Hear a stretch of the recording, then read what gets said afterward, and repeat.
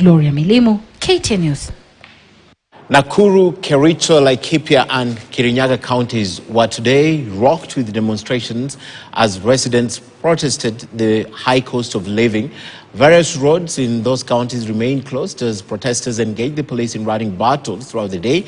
During the demonstrations, dozens of protesters were arrested, among them politicians from Laikipia County in Nakuru and the one suspected of criminal gangs who are also taking advantage of the protests, while one person was shot with an arrow during the protests in Kericho. Ken Geshuhi reports.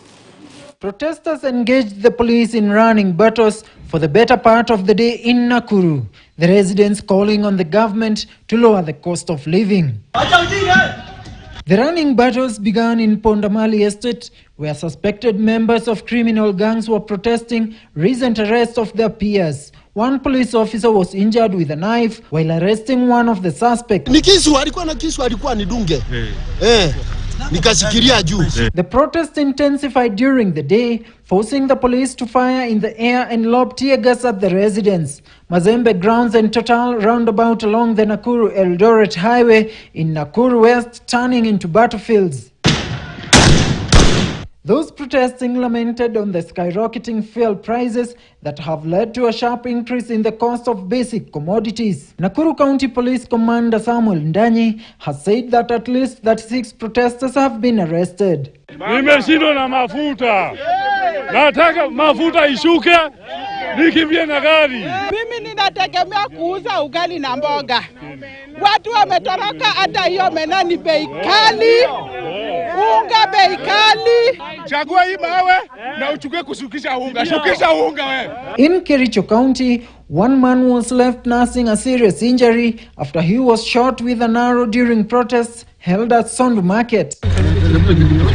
Former Laikipia Governor Ndiritu Mureithi and politician Caroline Mwenda were arrested for leading protests in Nyahururu town. The two were later released on police bail. The procession ya amani. Tunasema lazima bei ya unga ishuke. Lazima bei ya unga ishuke. Similar protests were held in Kirinyaga County, with the protests affecting the flow of traffic along the Mwea-Embu highway. Iko juu kuliko sufuria. Bei ya unga itashuka lini? Sabuni iko na bei kali. Gharama ya maisha iko juu. Lazima ashukishe bei ya maisha chini. Kama punda amechoka, amechoka.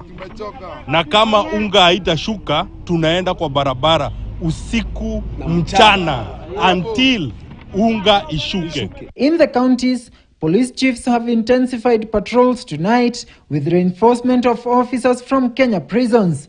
Ken Geshuhi, KTN News. Well, let's take you now to Mombasa, where more than 18 people were arrested in that county where